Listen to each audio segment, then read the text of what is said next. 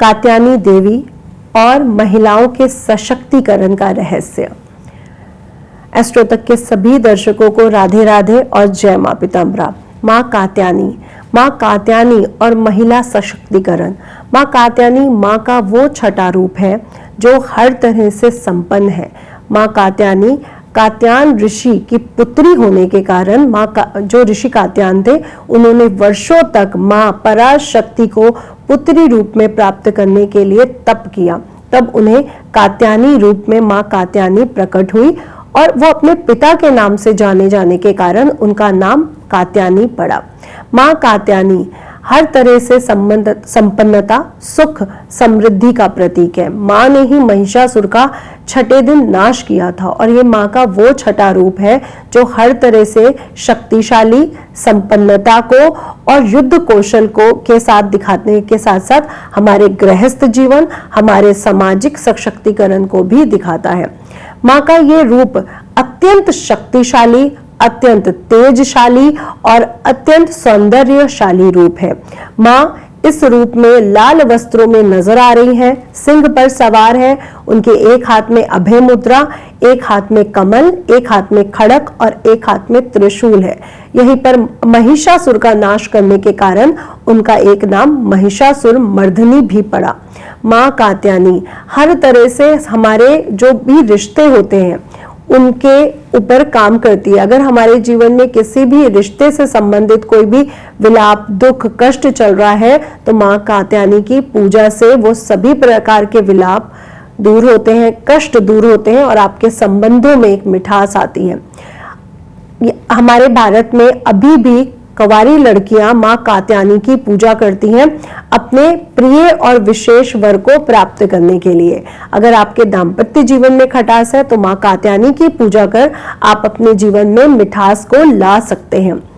मां का कात्यायनी रूप और महिला सशक्तिकरण की अगर बात की जाए तो सबसे पहले जो स्त्री है वो सिर्फ घर नहीं, बाहर भी अपने वर्क एरिया को भी संभाल सकती है। मां का ये वही रूप है जहां पे वो पूरे परिवार के साथ संपन्न रूप में है और साथ ही साथ शत्रुओं का, असुरों का नाश भी कर रही है।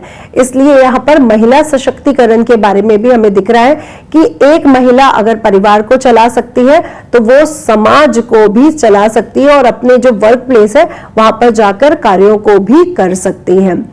मां का ये रूप अत्यंत क्रोधवान भी है और अत्यंत सौंदर्यवान भी है। यानी एक महिला को सिर्फ और सिर्फ एक पुरुष यानी अपने पिता, अपने पति या अपने पुत्र या भाई के अंडर में रहने की जरूरत नहीं है। वो खुद भी कौशलपूर्ण है जहां पर वो अपनी जीवनचर्या को पूरी तरह से निर्वाहन कर सकती है, पैसे को भी कमा सकती है और घर भी चला सकती है और अकेले भी रह सकती है।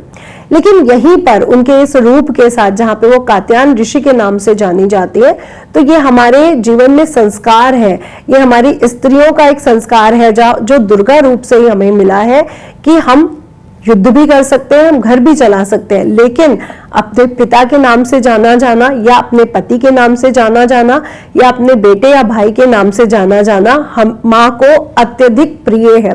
तभी कहा जाता है कि मां कुबातों की भी माता कहलाती है। इसलिए मां को अपने पुत्र के नाम से भी जाने जाना बहुत प्रसन्न है। मां ने महिषासुर का नाश किया, इसलिए उसे महिषासुर मर्दनी भी कहा गया। यानी जब वो असुरों का नाश कर रही है तो वो उस नाम से भी जानी जाती है। तो अगर एक स्त्री अपने पिता, अपने पति या अपने भाई या बेटे के नाम से जानी जाती है तो वो भी स्त्री को प्रसन्न आता है, वो स्त्री को प्रसन्न करती है। तो ये सशक्तिकरण का एक ऐसा रहस्य है जहां पर स्त्री अपने नाम से भी प्रसन्न हो जाती है और अपने पिता, पति, भाई, बेटे के नाम से भी प्रसन्न रहती है। उनसे जुड़ना उनको बहुत प्रसन्न करता है।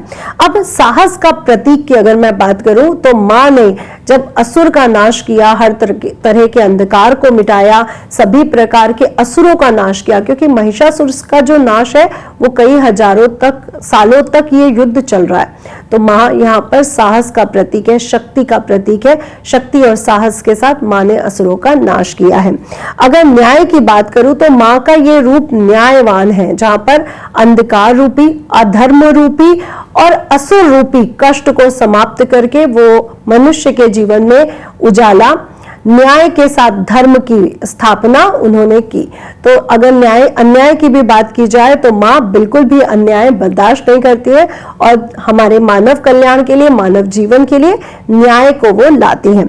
और अगर बात की जाए आत्मनिर्भर होने की, तो माँ को यह आत्मनिर्भर रूप भी दिखाया गया है, जहां पर माँ आत्मनिर्भर है और युद्ध कौशल में निपुण होकर के उन्होंने असुरों का नाश किया है। इसलिए हर स्त्री आत्मनिर्भर रह के अपने जीवनचर्या को चला सकती है, पैसे भी कमा सकती है और घर को भी चला सकती है और समाज को भी चला सकती है। तो माँ का कात्यायनी रूप पूरी तरह से स्त्री सशक्तिकरण से जुड़ा हुआ है।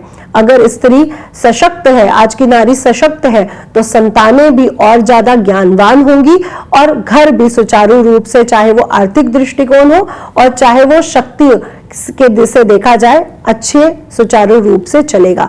इसलिए हर महिला को आज पूरा विश्वास के साथ आगे बढ़ना चाहिए, चाहे जॉब है, चाहे व्यवसाय है, उनको आगे बढ़ना चाहिए हर उसमें, ताकि जैसे हम देखते हैं कि हवाई जहाज भी उड़ा रही है, वैज्ञानिक भी है, बिजनेस भी संभाल रही है, जॉब्स भी संभाल रही है और घर भी संभाल रही है।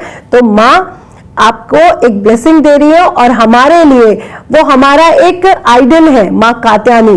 तो जो माँ कात्यायनी की पूजा करते हैं उनके अंदर सुंदरता भी आती है और शक्ति भी आती है और साहस भी आता है और आत्मनिर्भरता भी आती है। तो एस्ट्रो तक के सभी दर्शकों को, स्पेशली महिलाओं को, माँ के इस रूप की पूजा जरूर करनी चाहिए ताकि आप अपने जीवन में हर तरह से आत्मविश्वास को भर सके। राधे राधे। अगर आप मुझसे जुड़ करके अपनी समस्याओं का समाधान चाहते हैं और चाहते हैं कि आपकी समस्याओं को ज्योतिष के माध्यम से सुलझाया जाए, तो आप हमसे संपर्क कर सकते हैं, जुड़ सकते हैं एस्ट्रो तक पर।